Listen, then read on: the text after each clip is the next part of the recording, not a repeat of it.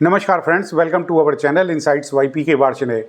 आज हम बात करेंगे कि क्या बैंक जमीन खरीदने के लिए लोन देता है। Does the bank provide a loan for buying land.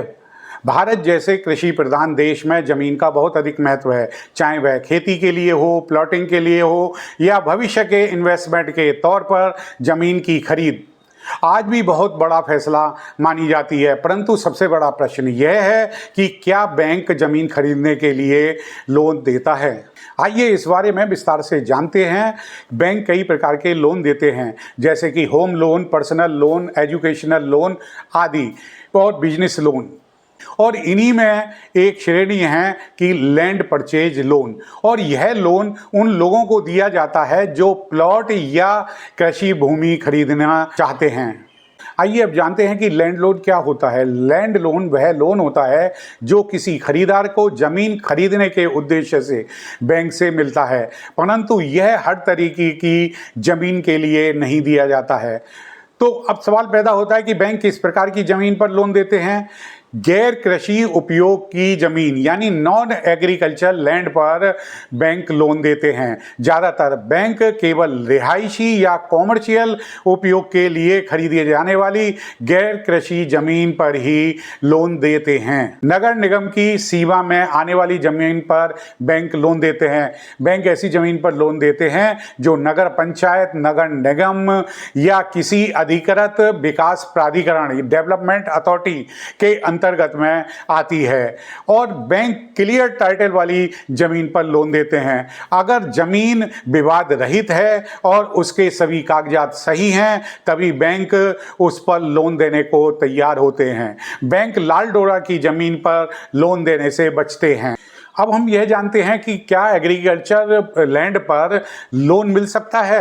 Bharat में अधिकांश भूमि एग्रीकल्चर के रूप में रजिस्टर्ड है, और सामान्य बैंक जैसे SBL हुआ, HDFC हुई, ICICI आदि बैंक हैं एग्रीकल्चर लैंड पर लोन नहीं देते हैं। लेकिन कुछ सरकारी योजनाओं के तहत में यह कुछ कोऑपरेटिव बैंक हैं, उनके द्वारा एग्रीकल्चर कार्य के लिए लोन दिए जाते हैं। केवल किसान ही वह लोन ले सकते हैं, केवल एग्रीकल्चर उपयोग के लिए ही वह लोन उन्हें मिल सकता है, और लोन की राशि भी सीमित होती है।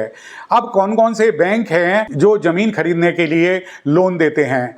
इसमें SBI है, SBI प्लॉट लोन देता है, HDFC है, प्लॉट लोन देता है, ICICI बैंक है, वो लैंड लोन देता है, PNB हाउसिंग है, वह प्लॉट लोन देता है, LIC housing loan, LIC housing finance, वह लैंड परचेज लोन देता है। और हर बैंक की उसमें कुछ कुछ अलग अलग शर्तें होती हैं, और कुछ बैंकों की शर्त होती है कि जो लोन अमाउंट होती है उसका 40% केवल वह लैंड खरीदने के लिए लोन देते हैं, और बाकी की अमाउंट कंस्ट्रक्शन के लिए देते हैं। अब जमीन खरीदने के लिए लोन की क्या एलिजिबिलिटी होती है। एप्लीकेंट की एज 21 से 65 साल के बीच में होनी चाहिए। नियमित आय का स्रोत होना आवश्यक है। सिविल स्कोर आपका 700 प्लस होना चाहिए। जमीन का क्लियर टाइटल होना चाहिए, और आपकी डाउन पेमेंट करने की क्षमता भी आपकी होनी चाहिए। तो इसके लिए किन किन डॉक्यूमेंट्स की जरूरत होती है। आइडेंटिफिकेशन पेपर्स अर्थात आधार और पैन, इनकम सर्टिफिकेट चाहिए, सैलरी स्लिप्स, ITR आदि, बैंक स्टेटमेंट 1 साल का, जमीन के कागजात चाहिए, खतौनी, रजिस्ट्री की कॉपी, म्यूटेशन आदि, जमीन का नक्शा और जमीन की स्थिति की रिपोर्ट कि वह एग्रीकल्चर है, नॉन एग्रीकल्चर है। तो ये सब डॉक्यूमेंट्स होने जरूरी हैं। तो जमीन खरीदने के लिए लोन की क्या क्या शर्तें होती हैं। तो लोन की जो मैक्सिमम राशि होती है जमीन के कुल मूल्य का 70 to 80% होती है, और बहुत कुछ बैंक 90% तक का भी लोन देते हैं। लोन का पीरियड क्या हुआ कि अधिकतम 30 ईयर्स तक का है। रेट ऑफ इंटरेस्ट क्या होता है 8% से 11% तक। यह बैंक टू बैंक निर्भर करता है, और आपके सिविल स्कोर पर निर्भर करता है, और लोन की अमाउंट पर निर्भर करता है। डाउन पेमेंट क्या है, जमीन के मूल्य का कम से कम 20 से 30% वो रिक्वायर्ड होता है। कुछ केसेस में 10% भी रिक्वायर्ड है। और आपकी जो EMI है, मंथली EMI आपके बैंक खाते से ही कटती है। अब क्या जमीन पर होम लोन लिया जा सकता है?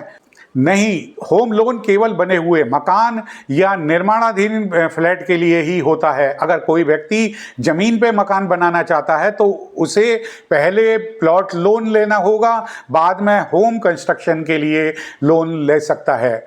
और ज़मीन पर खरीद के लिए लोन लेने से पहले आपको कुछ बातों का ध्यान रखना आवश्यक होता है कि ज़मीन पर कोई कानूनी विवाद ना हो, सभी रिकॉर्ड सही हों, रजिस्ट्री म्यूटेशन सब कंप्लीट हो, ज़मीन का बाउंड्री स्पष्ट हो, अथॉरिटी के द्वारा नक्शा पास होना चाहिए, आसपास के क्षेत्र की स्थिति की भी जांच कर लेनी चाहिए। तो बैंक के लोन सैंक्शन की क्या प्रक्रिया होती है कि एप्लीकेंट एप्लीकेशन भर कर देता है, डॉक्यूमेंट्स जमा कराता है, बैंक की ओर से ज़मीन का वैल्यूएशन करता है, वकील से नॉन एनकम्बरेंस लेता है, सिविल जांच करता है और तब लोन के सैंक्शन लेटर देता है, और जिसमें कि फिर उसके बाद लोन की राशि का डिस्ट्रीब्यूशन करता है, पेमेंट करता है। अब एक सवाल पैदा होता है जो सामान्यतः लोगों के मन में आता है कि क्या नकदी में खरीदी गई जमीन पर लोन मिल सकता है? जमीन नकदी में खरीदी गई है और उसकी रजिस्ट्री हो चुकी है तो उस जमीन को गिरवी रख करके लोन अगेंस्ट प्रॉपर्टी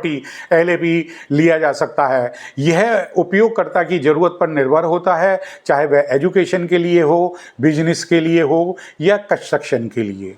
अब एक सवाल और पैदा होता है कि वह NBFC से लोन ले या बैंक से, कौन सा बेटर है? NBFC यानी नॉन बैंकिंग फाइनेंशियल कंपनी भी जमीन खरीद पर लोन देती हैं, लेकिन उनके रेट ऑफ इंटरेस्ट ज़्यादा होते हैं। बैंक ज़्यादा सेफ होता है, विश्वसनीय होता है और कम ब्याज पर लोन देता है, इसलिए सरकारी बैंकों से लोन लेने में ज़्यादा फायदा होता है। क्या NRI व्यक्ति भी भारत में जमीन खरीदने के लिए लोन ले सकता है? हाँ, कई बैंक NRI कस्टमर्स को भी लोन देते हैं, लेकिन उन्हें केवल रेजिडेंशियल प्लॉट खरीदने की अनुमति होती है। एग्रीकल्चर लैंड हो, फार्म हाउस या प्लांटेशन के लिए लोन नहीं दिया जाता है। यदि आदमी लोन नहीं चुका पाता है तब क्या होता है? अगर व्यक्ति समय पर टाइमली EMI नहीं दे पाता है तो बैंक उसे नोटिस देता है, पेनल्टी इंटरेस्ट लगाता है। बार बार चूक होने पर बैंक जमीन को जब्त भी कर सकता है, उसका सिविल स्कोर खराब हो सकता है, बाद में जमीन को बेच भी सकता है। बैंक जमीन खरीदने के लिए लोन प्रदान करता है, लेकिन कुछ शर्तों के साथ में। सभी प्रकार की जमीन पर लोन नहीं मिलता है, विशेष करके एग्रीकल्चर लैंड पर। अगर आप रेजिडेंशियल या इन्वेस्टमेंट के उद्देश्य से जमीन लेते हैं और आपके पास में सभी डॉक्यूमेंट्स हैं, इनकम सोर्स है, तो बैंक की जितनी भी टर्म्स कंडीशन आप पूरा करते हैं तो आप आसानी से जमीन खरीद लोन भी ले सकते हैं। तो आज की वीडियो में इतना ही। Thank you.